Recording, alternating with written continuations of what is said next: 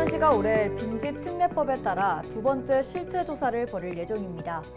하지만 아직까지 빈집의 실태 파악과 정비 과정에 허점이 많아서 제대로 된 정비가 될지 의문을 제기하는 목소리가 큰데요. 오늘 헬로 이슈 토크에서 현재 부산 관내의 빈집 대책에 필요한 조건은 무엇인지, 또 현재 관련한 계획은 어떻게 진행되고 있는지 알아보겠습니다. 도움 말씀에 신병윤 동의대 건축학과 교수와 함께합니다. 어서 오십시오. 네, 반갑습니다. 네, 우선 부산의 빈집 상황은 현재 어떻습니까? 일단 객관적인 수치로 먼저 조금 말씀을 드려보겠습니다. 네. 2023년 통계청 주택 조사를 한 게 있습니다. 거기 빈집을 보면 전국은 153만 4천 채 정도였는데요. 네. 부산은 11만 4,245가구로 되어 있습니다. 네. 그리고 또 다른 통계가 있는데요. 이 통계는 2020년 정확히 5년 전에 부산시에서 조사한 겁니다. 네. 여기서는 5,069가구가 조사가 되었고요. 그리고 가장 최근에 2024년 8월 23일 중서 영도 그다음에 부산 진구 이렇게 네. 지자체가 연합해서 네. 빈집 문제에 대해서 좀 대응하는 차원에서 연합체를 구성했는데 그 연합체에서 구성한 빈집 수를 보면은 뭐 부산 진구, 영도구, 동구, 서구, 중구 합쳐서 이미 요 4개 구만 합쳐서 5,922채가 되었거든요. 그러니까 이거는 2020년도에 부산시 전체 5,069가구에 육박하는 그런 수치입니다. 이걸로 보더라도 물론 조사 기관에 따라서 아주 큰 차이를 보이기는 하지만은 빈집이 지속적으로 늘어나고 있는 추세는 분명해 보입니다. 지금 뭐 조금만 더 부연해서 설명드리자면은 네. 같은 통계청에서 조사한 맨 처음 조사한 시점이 2015년인데요. 네. 그때 부산시 빈집을 조사했을 적에는 8만 6,625가구였거든요. 네. 그리고 조금 전에 말씀드린 것처럼 2023년도는 153만 4,900가구였으니까요. 이걸로 보면은 우리가 이 부산시에서 이 전국 빈집 지금 통계를 차지하는 비율은 약 한 7.7% 정도 이렇게 현재 되는 것 같습니다. 네, 수치만 들어도 9년 사이에 빈집이 확 늘어난 게 체감이 되는데요. 네. 그럼 전국 기초 지자체와 비교한다면 어떤 수준입니까? 조금 전에 말씀드린 것처럼 네. 부산이 광역시임에도 불구하고 네. 빈집 비율이 7.44%가 있다고 말씀드렸잖아요. 네. 그 지난 8년 동안에 부산만 해도 2만 7천 가구가 증가했다고 볼 수 있고, 네. 뭐 다른 지자체도 수도권을 빼고 나면은 그 지방에서는 그 유사한 행태를 보이는 것 같고요. 뭐 농촌 지역은 뭐 아주 심각한 마을 단위가 지금 소멸되고 있는 상황이고, 네. 특히 부산도 시골 못지않게 올해 광역시 최초로 소멸 위험 지역에 네. 우리 부산시가 광역시 최초로 편입이 되었습니다. 그만큼 뭐 인구도 줄고 인구가 주는 만큼 빈집이 늘고 있는 그런 반증이 아닌가 생각합니다. 네, 그럼 이런 빈집이 야기하는 사회 문제는 어떤 게 있을까요? 일반적으로 우리가 뭐 많은 분들이 지적을 하기도 하고 또 네. 매스컴에서 또 분석적인 기사로도 많이 나오고 하는데요. 뭐 범죄, 네. 안전, 그렇죠. 그다음에 감염. 감염 문제는 예를 들어서 빈집에 이제 고양이나 개가 들어가서 거기서 죽고 나면은 썩으면서 이렇게 발생하는 어떤 문제들도 있습니다. 그래서 네. 실질적으로 빈집에 들어갈 적에는 소독을 하고 이렇게 안전복을 입고 이렇게 출입해야 될 정도로 네. 감염이나 질병에 대한 우려도 크고 그렇습니다. 뭐 그 외에 지역 이미지 악화, 네. 뭐 그 같이 살고 있는 주변 사람들 간의 어떤 공동체 붕괴, 그리고 도시 이미지를 뭐 악화시키는 문제, 뭐 등등 빈집으로 인해서 발생하는 폐해는 엄청나게 크다고 하겠습니다. 네, 사회적인 문제와 경제적인 문제뿐만 아니라 위생적인 문제도 또 짚어주셨습니다. 일반적으로는 이렇게 위험하면 비어있는 집이니까 정비를 하면 될 거다 이렇게 생각하기 쉽지 않습니까? 근데 정비가 안 되고 계속해서 이렇게 쟁점이 되는 이유는 무엇일까요? 그걸 빈집을 소유하고 있는 개인의 입장과 그다음에 어떤 그 지자체 또는 어떤 국가 차원에서 조금 나누어 볼 필요가 있을 것 네. 같은데요. 개인 입장에서는 빈집을 철거하면 오히려 손해입니다. 예를 들어서 왜 그렇죠? 네. 되게 빈집이 오래된 빈집이잖아요. 한 3, 네. 40년 이렇게 네. 넘어가는 빈집이잖아요. 내가 빈집을 가지고 있으면은 오래된 집이기 때문에 그 집에 대한 어떤 감가상각이 이렇게 적용이 돼서 재산세를 조금만 내요. 아, 근데 빈집을 철거하고 나면은 토지에 재산세가 부과되기 때문에 엄청나게 많은 재산세가 부과가 됩니다. 저는 개인적인 경험도 있는데요. 제가 네. 빈집이 하나 있었어요. 노숙자가 그 빈집을 불내고 태우는 바람에 네. 좀 흉물스러워서 제가 그 빈집을 철거를 했어요. 네. 철거를 하고 나니 저도 미처 예상은 못했는데 빈집을 철거하기 전에 제가 그 집에 재산세를 10만 원 이하 냈던 것 같아요. 네. 그래서 얼마 냈는지 솔직히 저는 기억이 안 나요. 네. 내도 낸 것 같지가 않으니까. 아, 근데 빈집을 철거하고 나니까 그 다음 해에 오히려, 재산세가 200만 원이 아, 넘게 정말요? 나왔더라고요. 네. 아. 그러면 제 생각에는 거의 제가 느끼기에는 거의 뭐 100배 이상 네. 이렇게 많이 나온 것 같다는 생각이 들더라고요. 아. 그러니까 빈집을 철거하면 더 손해인 거예요. 그리고 음. 또 다른 한 측면을 보면은 우리가 재개발을 할 적에 무허가 건축이라도 철거를 안 하고 주택으로 있으면은 또 우리가 뭐 보상 차원에서 훨씬 유리하죠.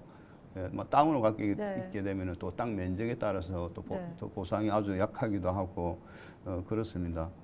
뭐 이런 측면에서 본다 그러면은 굳이 개인은 빈집을 자기 돈 들여서 또 철거 비용도 들잖아요. 자기 돈 들여서 빈집을 철거할 이유가 없는 거예요. 네. 예, 그래서 좀 철거가 잘 안 되는 부분이 있고, 네. 그다음에 지자체 입장에서는 철거를 이렇게 하려고 하면은 또 소유자가 파악이 잘 안 되거나 아, 네. 또 철거에 동의를 안 해주거나 그다음에 특히 어떤 무허가 같은 경우에다 하더라도 그 재산권은 유지가 되기 때문에 네.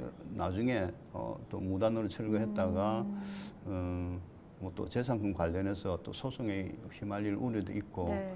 그러기 때문에 빈집이 우리가 생각보다는 아. 좀 철거하는데 좀 어려움이 있는 것 같습니다. 교수님 말씀을 들어봤을 때 빈집 소유자에게 뭐 여러 가지 부담이 오히려 더 작용될 수도 있다는 생각이 많이 듭니다.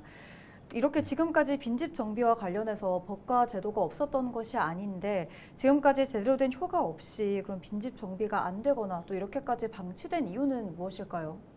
역시 뭐 여러 가지 이유가 있겠지만 네. 제일 큰 이유는 저는 일단 법적으로 이렇게 규정이 좀 잘못되어 있는 것 같습니다. 예를 들어서 2018년 2월 9일인가 저희들이 시행이 된 빈집에 관한 법률이 하나 있는데 빈집 및 소규모 주택 정비에 관한 특별법이라는 게 있어요.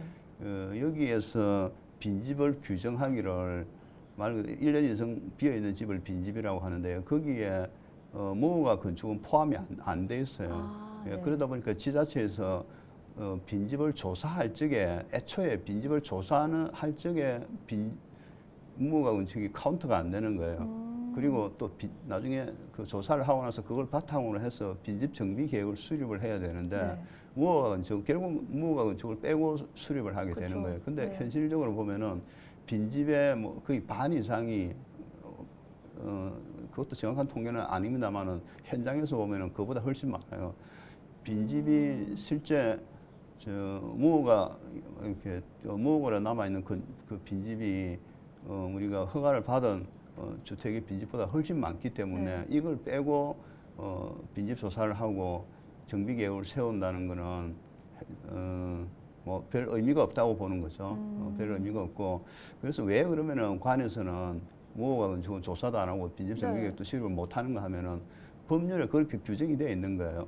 빈집은 거의 하면 안 된다는 식으로 지금 조사를 하면 안 된다고요? 조사를 하면 안 되고 정비 계획도 세우지를 못하게 돼 있는 거예요. 아, 네. 그 왜 그러는가 하면은 네. 국가 차원에서는 그러면 빈집을 조사를 하고 거기에 정비 계획까지 세우면은 굳이 우리가 법규를 지켜가며 이렇게 지은 집이나 그걸 무시하고 무단으로 지은 집이나 네. 똑같은 대우를 받게 되잖아요. 아. 오히려 국가가 이게 무허가 그 불법 건축을 장려하는 형식이 될 수도 있잖아요. 아, 네. 예, 그러다 보니까 국가에서는 항상 제도권 내에 있는 어떤 건축물을 대상으로 계획을 세우고 이제 하는 거죠. 예, 그래서 지난 그 법률이 지금 그렇게 돼 있었던 거예요. 예, 그러다 보니까 좀 현실과 좀 동떨어진 조사와 빈집 정비 계획이 수립이 됐던 거예요. 예, 그것 때문에 좀 상당히 미흡한 네. 측면이 있고, 그다음에 또 다른 측면에서는 뭐 이 빈집 정비가 결국 예산하고 관련이 돼 있는 거잖아요. 네.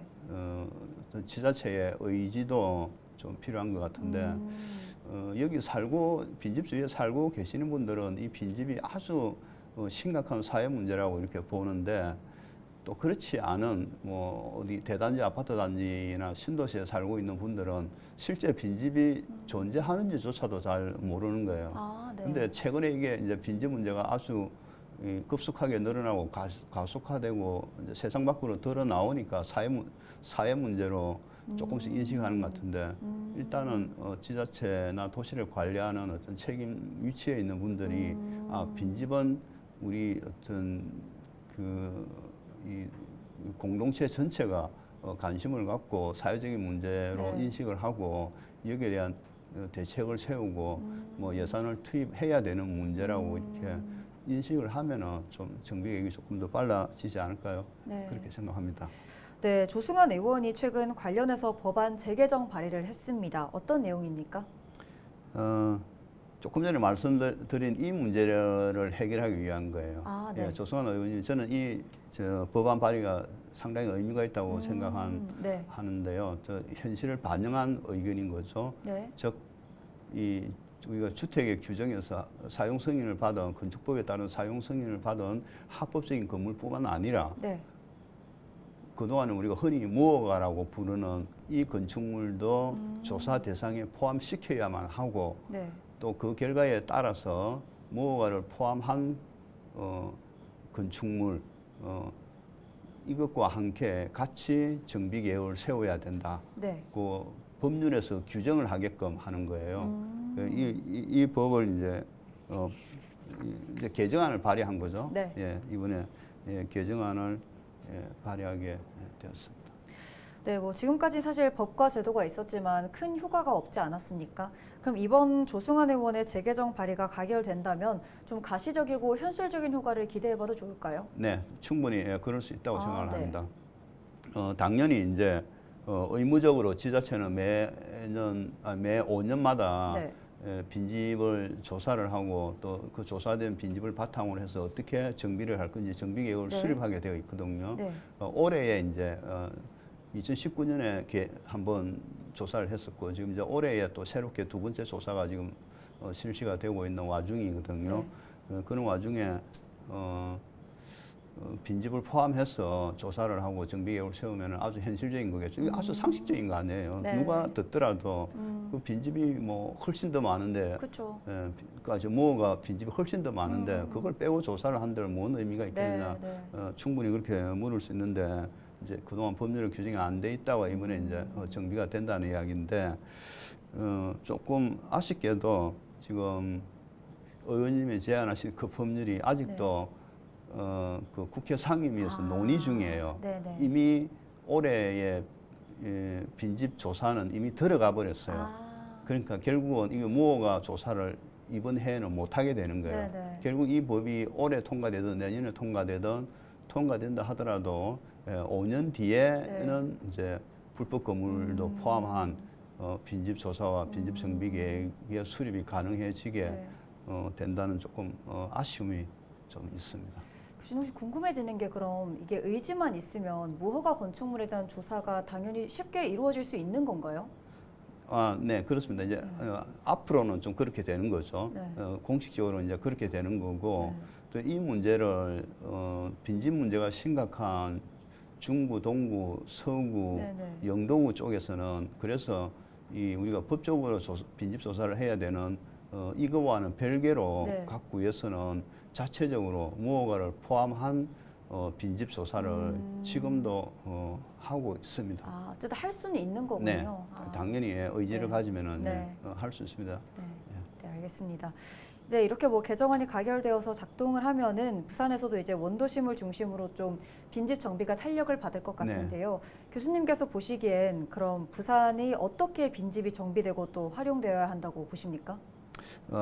저는 빈집 정비는 크게 두 가지 차원에서 좀 살펴볼 필요가 있는데, 첫 번째는 이미 발생한 빈집을 어떻게 우리가 관리를 하고 정비를 할 거냐에 대한 문제인 것 같고요. 네. 두 번째로는 잠재적으로 빈집이 발생할 수 있는 가능성을 줄여버리면 되잖아요. 장기적으로. 그래서 네, 이 두 네. 가지 측면에서 좀 말씀드리고 싶은데, 이미 이제 발생한 그 빈집에 대해서는 그동안에 저는 뭐 현장에서 한 6, 7년 동안 빈집 정비를 한 6, 7년에 걸쳐서 뭐 이렇게 좀 여러 군데서 지금 해왔는데요. 네.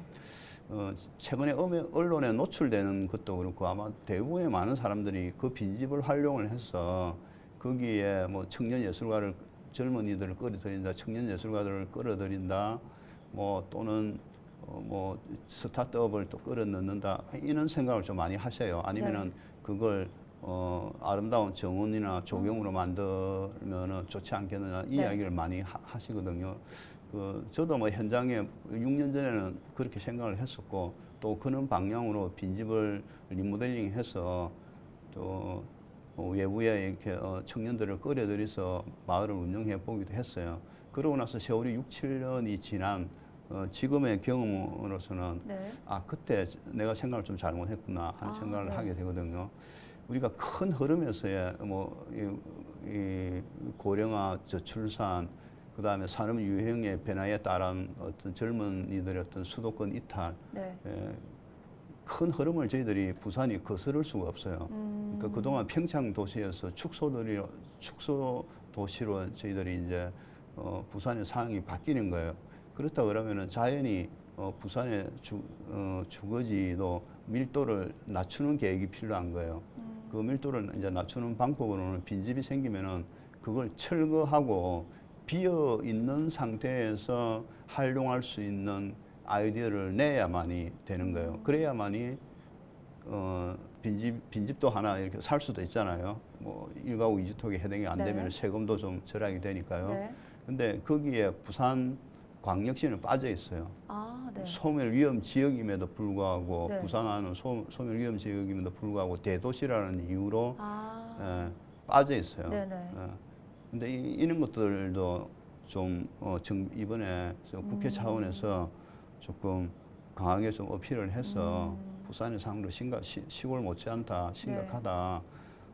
그래서 1가구 2주택에서 좀 제외되는 혜택을 주는 어떤 그런 조세 정책도 필요하고, 또 다른 차원에서는 뭐 결국은 어떤 빈집이 발생하는 원인을 제거하는 거잖아요. 네. 제일 큰 원인이 역시 수도권 쏠림 현상. 그 다음에 어떤 우리가 국토를 효율적이고 균형 있게 사용하지 못하는 어떤 이런 문제에 대한 해결, 그다음 저출생에 대한 문제 네. 해결, 고령화에 대한 문제 해결, 그리고 어떤 그 국토를 조금 더 종합적인 계획하에 특정 지역에 따라서 어떤 산업을 특화시키면서 지역에도 좋은 일자리들이 있게 하는 것, 뭐 어떤 이런 좀 정부 차원에서 할 수 있는 네. 그런 정책도 필요한 것 같습니다.